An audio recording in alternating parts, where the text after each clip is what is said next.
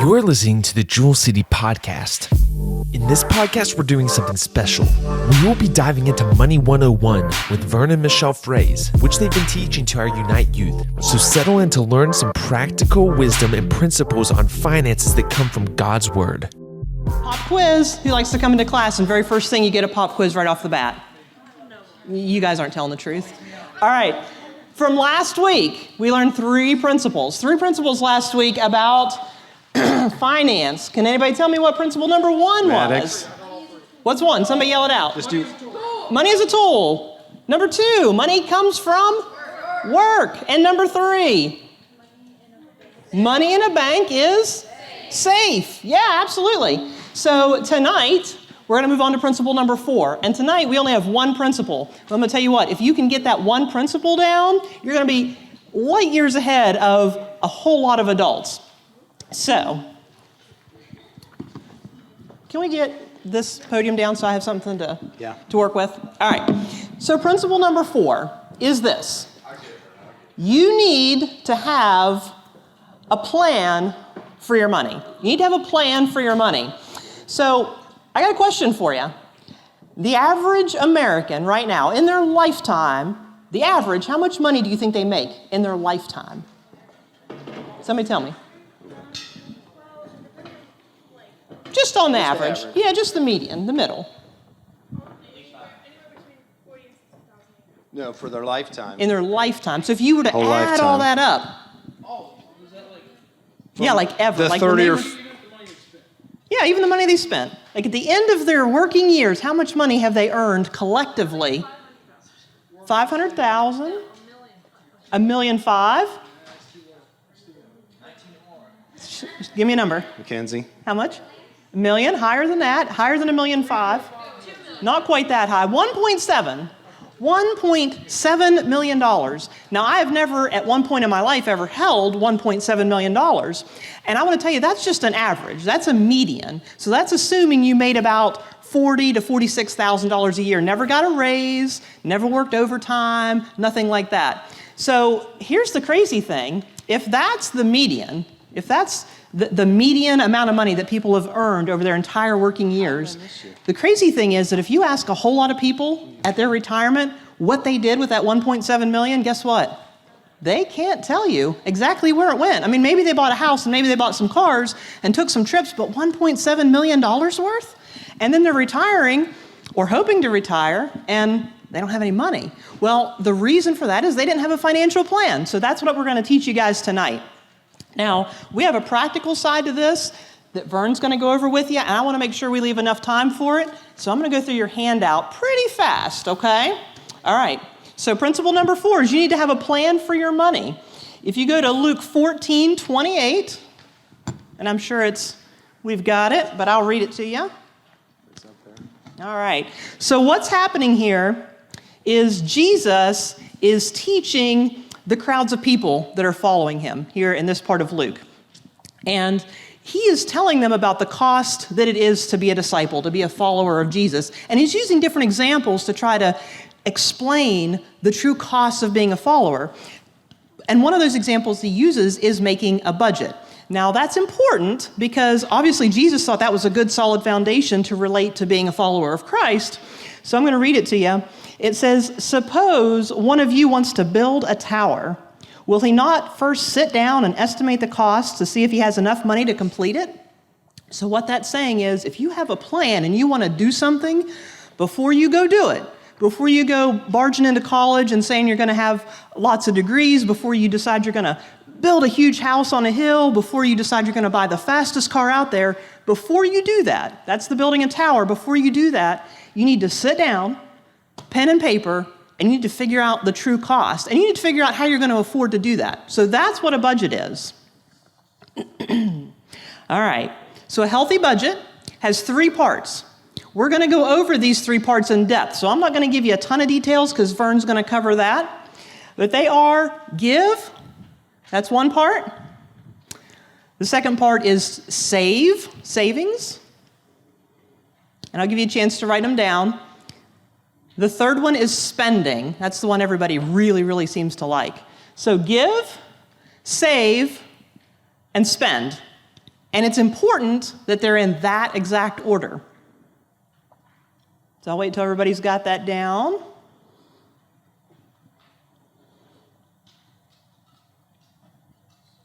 All right. So we're going to develop budgets tonight. We've decided it is important. We do have to have it. The way that we get to take control of our money. All right. That $1.7 million or more that you guys are going to earn in a lifetime, you need to take control of it and have a plan for it and tell those dollars what to do so that when you guys are ready to retire, you don't look back and say, man, I had $1.7 million and I don't know what happened to it. All right. So the first thing in developing a budget is you need to determine, and this is in your handout, you need to determine your income, or you need to determine how much money is coming in. Now, I understand that right now, some of you guys probably don't have jobs, you don't have a lot of income per se, but what you may have is birthdays, you may have Christmas money, you may have an allowance, you may work some part-time jobs. So you may have some money coming in. It doesn't matter if you have $20 or $30 a month, you can still work out a budget. So that's the first thing you do. How much money is coming in? Then we're going to divide our budget into 3 parts. What's the first part? Giving. Yeah. So I know you guys have an offering box there in the back. That is an opportunity to give. We have offering boxes downstairs in the sanctuary. There are opportunities to give money. Giving is a healthy part. This is in your handout. Giving is a healthy part. And I would even add in there a necessary part if you're a Christian. It is a necessary and healthy part of any financial plan. If we look in 2 Corinthians 9:7, so just to give you a little bit of background, in this part of Corinthians, Paul is teaching the church in Corinth. And the church in Corinth has had some squabbles and some confusion, and they need some direction. And so he's writing this letter giving them direction. And in this particular section, in this verse, and then even the chapter before it in chapter 8, Paul's talking about generosity and finances. And he's saying, you know what? You should be eager to give.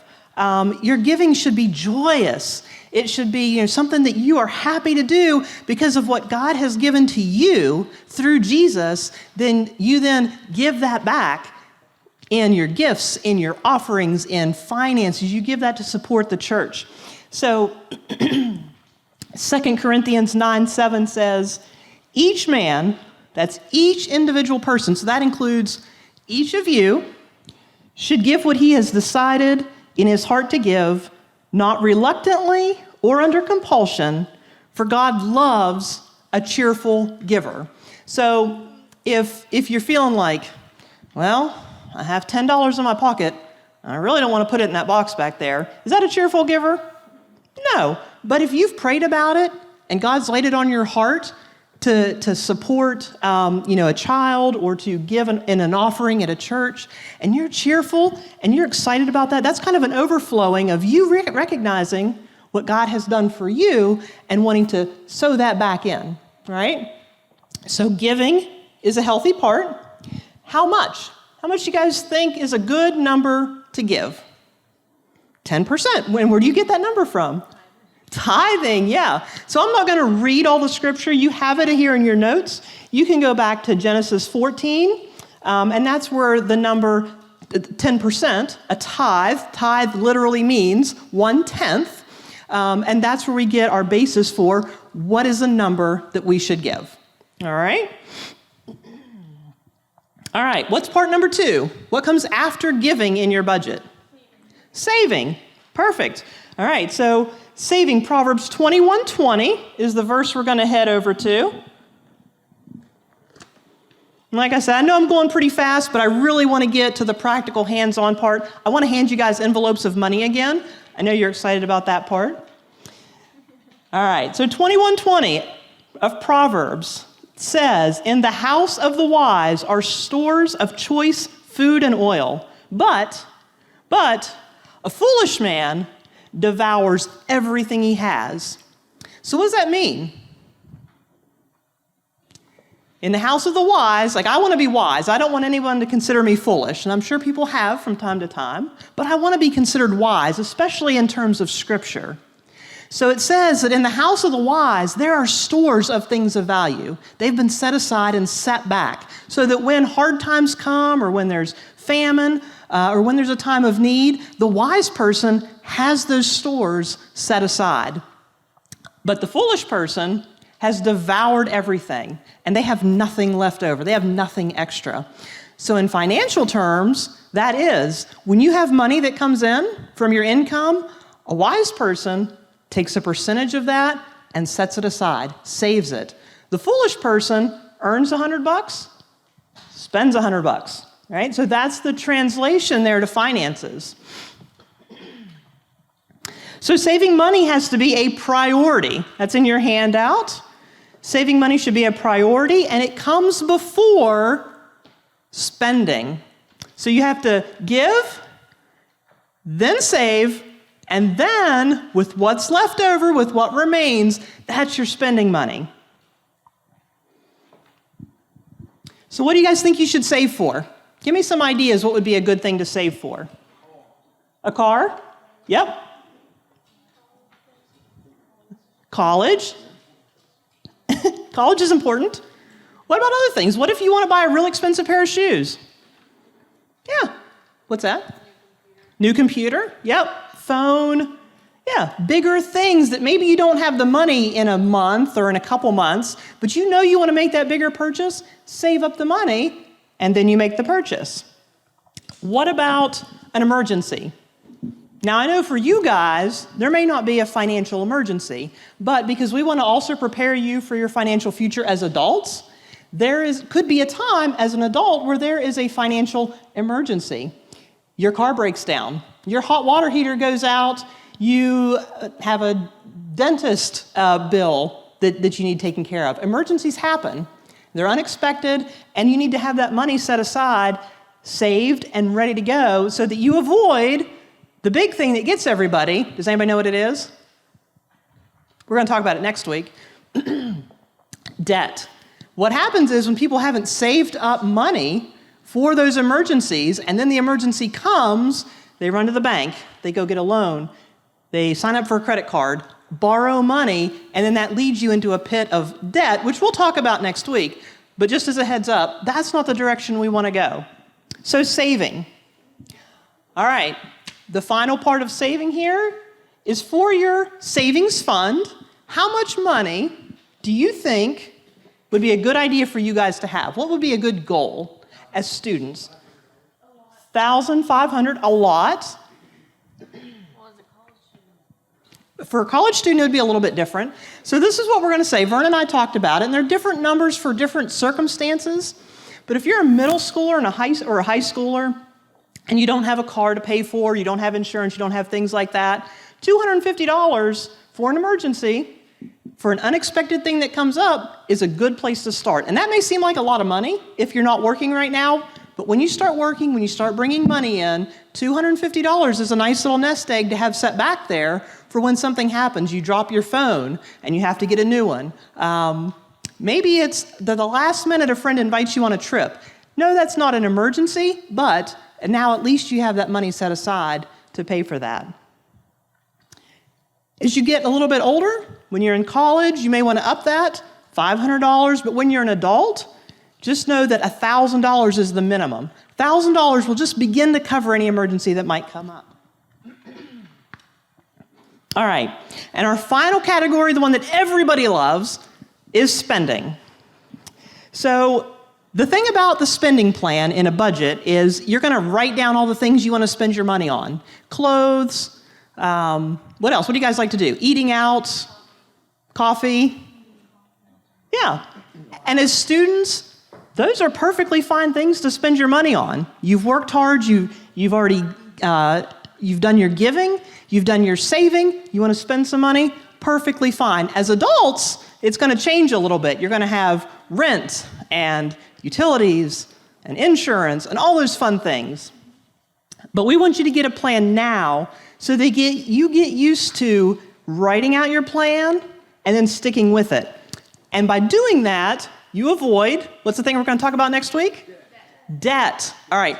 I'm going to give it to Vern now. He's going to walk you through the ins and outs of creating a budget.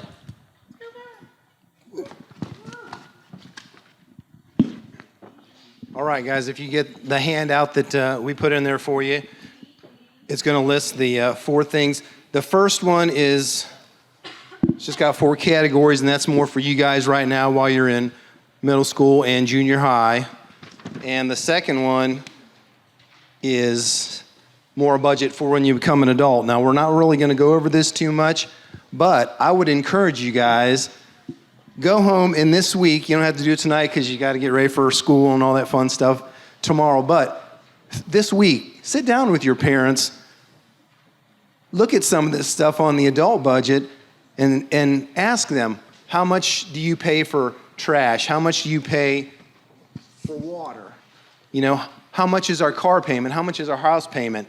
And get an idea what you might be looking at here in another 7 to 10 years when you graduate college and you're out on your own and you have to have a grown-up budget. You know, it's going to look a lot different than the one that we're going to kind of discuss tonight, but we've been talking about planning ahead. So when that day comes, you won't be shocked and say, man, I didn't realize that it costs so much to do all these things. So we're not going to really discuss that tonight, but I would encourage you guys, take that home, and sometime this week, sit down with your folks and ask them some of the things that, you know, how much they're spent on some of these things.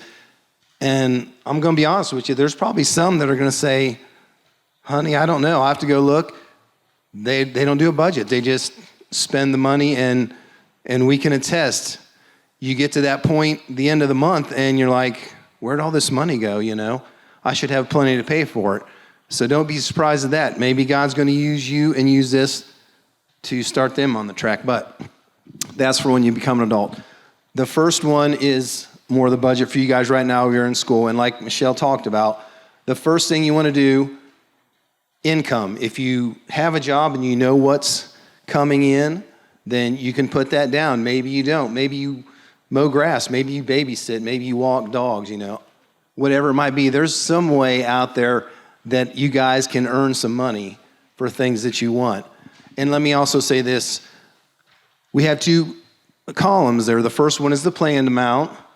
So what you think these things might be, the giving, the saving, the spending, and then the other one is the actual account. So you're going to go back at the end of the month and say, hey, I didn't figure this one out right. This one cost more. I didn't have as much money coming in as I thought it would, so I have to readjust everything on down the line. And that's kind of what a budget you're going to find now that'll help you when you get older. It just doesn't work perfectly the first time you do it. Like we talked about last week, practicing. All these things are practice. So even us grown-ups, we don't get the budget right the first few times we do it. We see what's working, we see what's not working, and we adjust accordingly. So with income, you might get unexpected gifts.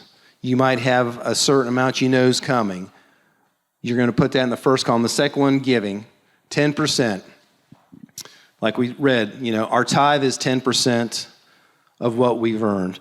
And I would also say, if you want to give above that, you might want to put that down in your spending. You can have a miscellaneous account for, you know, when God lays it on your heart, you see somebody that needs $10 or whatever, you know, the amount it is.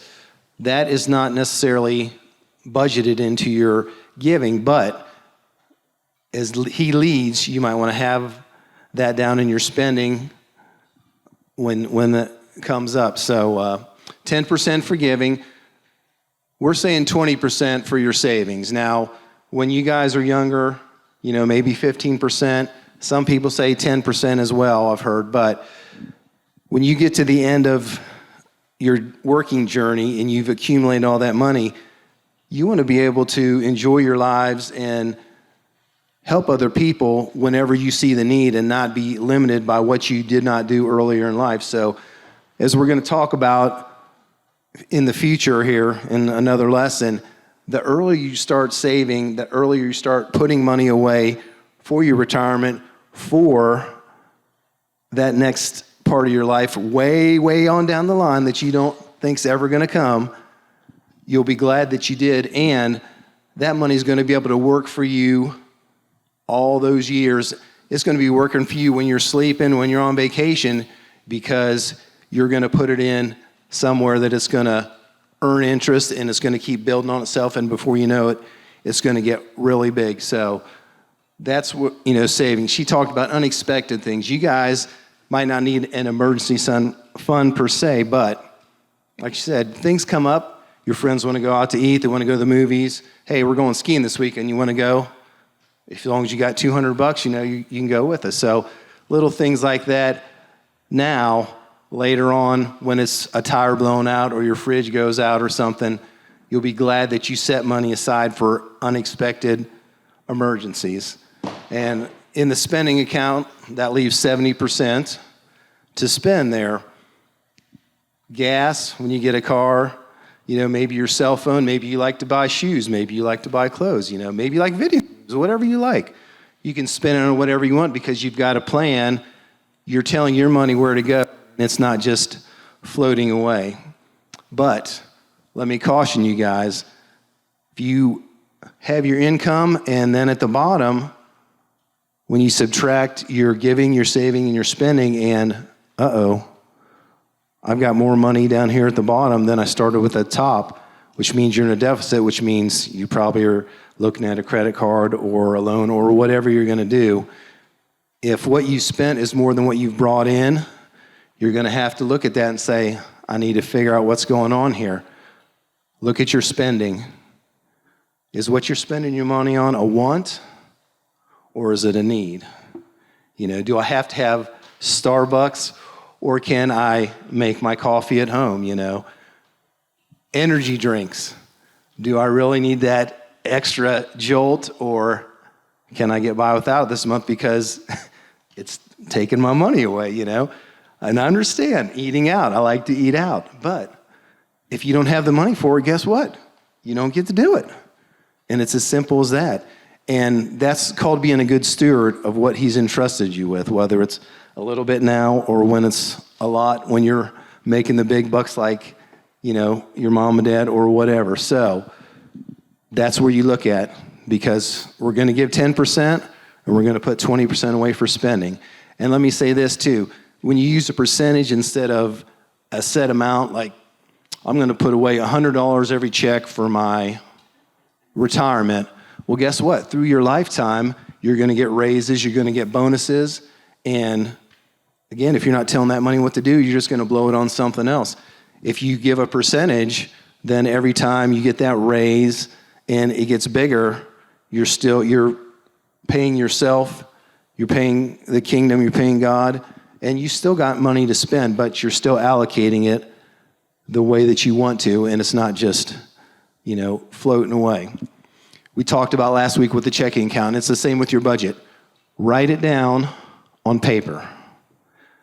Now, there are apps that are good, and after you kind of get in the swing a little bit, you might use them, can help you track your spending, see what you're putting your money into and where it's going. It can help you in that facet, but just like with the checkbook, you still want to write it down on paper and look at it and not just rely on an app, because you can't go that way. You got to write it down, because like I said, there's going to be things that are changing, things that are adjusting, and it's a whole lot easier when it's all right in front of you there. And I'll just add to that. So your budget, it's a plan looking forward. So we're about to the end of January. If you were going to do this, actually do this. And I would encourage you and challenge you to take this form home and fill it in as things that apply in your life. Look at the month of February. That's the month coming up. Figure out how much money you think might come in February, or how much money you might be able to earn. Sit down with your phone, get a calculator, and figure out your percentages. If you had $100 coming in, $10 is going to go to giving, 20 is going to go to saving. That rest of that $70, break it down. How much of $70 do you want to spend eating out? How much of $70 do you want to spend maybe buying a friend a birthday gift? And I encourage you to write it down, make a plan. That's what the budget is. It's a plan. And then as the month of February progresses, you have to follow the plan. So maturity is making a plan and then it's sticking to the plan. Right? It's learning to find that boundary of, this is what I have the freedom to do. This is what I have the freedom to work within, and I'm going to do that. Do we want to get the money out? Yeah, if you guys want to grab your money, So you get paid again. You got paid more this week than you got last week because you came back for week 2. So this is for the month. Yep, so what we're going to do is instead of on writing, we want you guys to work with cash. And they have how much? $864. $864. You guys put in some serious work this month. Good yeah, job. You worked hard. So you've got $864. If you have a phone, grab a calculator. If you don't, we can help. But we need to figure out, of that $864, how much are you going to pull out for what's your first category? Giving. So Always see first. what we can figure out. Okay, that's a good question. That's a good question, Rebecca. 864. So here's how you calculate a percentage. So you ready? Listen, I'll tell you. Teacher's going to tell you here. 864, so if you have a calculator, put this in. 864, that's your dollar amount, multiplied by 0.1. 0.1 is the same as 10%. So 864 times 0.1 is $86.40. That's how you figure out a percentage. Okay? So you don't have change, and you may not have the exact amount, but go ahead and pull out $86-ish, 88. And our adults are going to come around and they're going to collect the offering. This is your giving. And while you're doing that, I'll just tell a little funny story there. When we were separating all this, we were planning for 40 kids, so we had 40 piles of money sitting on our kitchen table there. And Michelle had an appointment, and I had an appointment later in the day, and we were concerned that UPS or maybe the mailman would come up, and you can see right through our living room to the kitchen table, and they would see 40 piles of what looks like pretty legit dollar bills on the table there. So we had to put a box up so that we would still have a window when we got home there, or they wouldn't think we were doing something illegal. And let us tell you this too. This is another little money tip that will help you guys as well. Cash is a lot more painful than even a debit card. When you go to the convenience store and you get your Monster, or you get your Diet Coke, Michelle likes Diet Coke, you get a couple hot dogs, you get some candy if you got a sweet tooth like me, and you got to plop down that debit card for $20, maybe you're buying your friend's stuff too. You don't think anything about it. But when you pull out an actual $20 in cash, you're thinking, you're going to do it, but you're going to think twice about maybe, do I really need that? Do I need this? And cash is a lot more, you feel a lot more than just using your debit card. Yeah, you see the money go, and it hurts a little bit more. Yeah. All right, does anybody remember how we calculate percentages? Yeah, okay. So our next category is saving. So of the money you have there, we're still going to use the starting total. Our income was $864. Now we're going to calculate 20%. And that 20% is how much we're going to save. So 864 times 0.2 is the same as 20%. Okay, Lexi said she thought we were just doing it off. That's okay. $172.80. Thought we were doing it off of what we have left. No. Everything's off of your initial, that total in the income you have coming in for the month. So $172.80. That's how much you're going to put in the bank to save. So you guys are already more than halfway to your $250 savings. All right, so count out that, or as close as you can get to it. $172, $173. And our bankers will come around and take your deposit. And let me say this too, as we talked about earlier, that your income, okay, that's all right. It's all going to the same place tonight. Just like you don't want these three categories to go over what your monthly income is, what we want you guys to do, it's called a zero-based budget. So the total at the top, the income that you have coming in, when you subtract all three of the other categories, it should be equal to your income. There shouldn't be extra money. There shouldn't be less money. It should be the exact same amount. Did all you guys hear that while we're counting out there? Okay, kind of. That's all right. So I'll wait till we're done here with passing on our money. Okay. We'll do that afterwards. We'll get the last one and then save for that. 80. 172.80. All right, so roughly now, you have 70% left. I know we didn't have exact change, but that would leave you, if we were doing the math, with $604.80 if we had had exact change. That $604.80 is now what you guys have to work with to figure out what your budget is, what you want to spend for the month. So think about it. If you really had that money, I know it's not going to be enough to cover rent and things like that, but say you're a college student or maybe you're in high school and you've really started working hard in a summer job, what would you want to do? How would you budget that cash that you have left in your hand right now? A lot of it goes to gas. Who is driving and can say that gas is expensive? Gas is expensive. Cars are expensive. I'm with you, Maddox. Yes. That's true, yep. So if you're driving a car, you really need to budget for gas. What other things would you guys budget for? Chick-fil-A, I'm with you on that one. Coffee. What about clothes? Do you guys buy your own clothes? Some of you do, some of you don't, sometimes. School dances, passion camp. What else? What else do you guys budget for?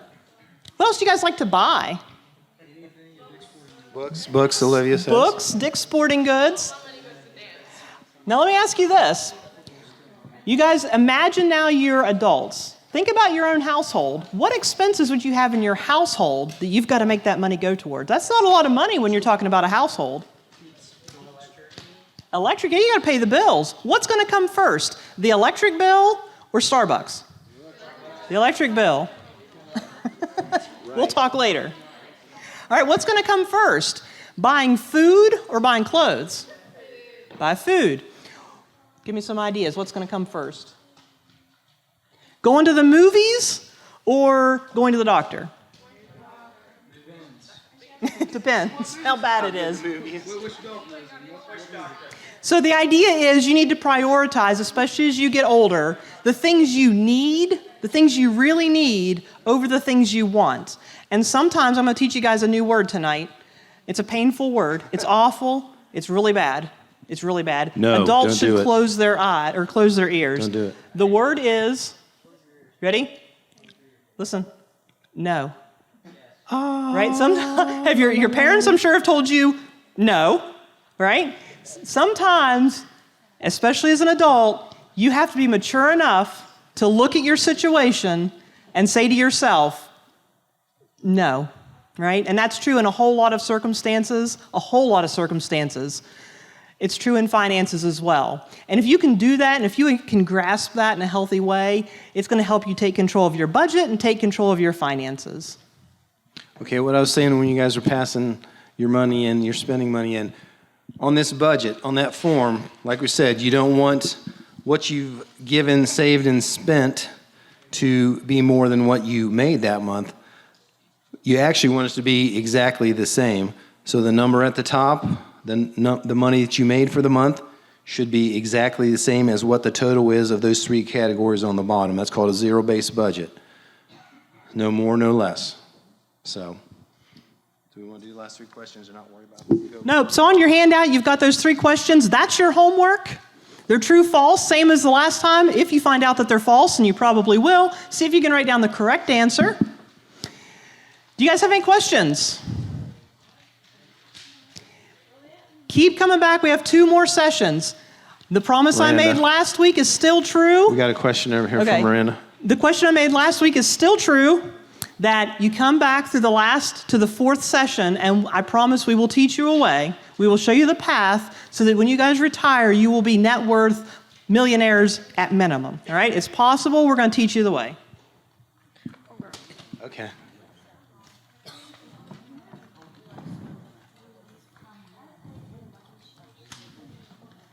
Yes.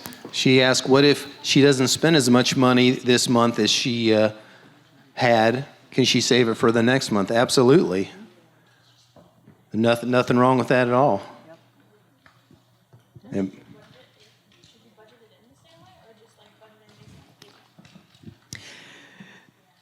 So you need to do a new budget every month, all right? And if you find, say you do one for February, and it's off and you found that you didn't spend as much as you thought, then the next month, go ahead and move that up and bump up your savings to maybe 25%. Put that extra into the savings. And then if you find that you do really need it, you've got that to draw from and pull back down. A budget is not set in stone. Like, it can be fluid. It can kind of change. As long as you stay within those guidelines and you stick with your plan, it's okay to be a little bit fluid in that. And some adults even have what they call just a blow category, just money I'm going to blow. It doesn't matter money. What it's, whatever it's on. So if you have extra, just put it in there for the next month and you'll have more to have fun with. One other thing I wanted to add, I'm really bad with faces sometimes. If you weren't here last week and you want a copy of what we did last week, if you want those other principles, I left a copy right over there next to that Reese's peanut butter cup box. Grab that copy so that you have everything we went over last week. Okay. Like I said, take the grown-up budget. At some point this week, sit down with your mom and dad and get an idea what some of these things really cost, because it'll shake you up there. You'll be like, really? And it'll prepare you for what God's going to do later on in your life. Thank you for listening to the Jewel City Podcast. You can join us in person Sundays at 10 a.m. or 6 p.m. We have something for all people and all ages. Or join our live stream at 10 a.m.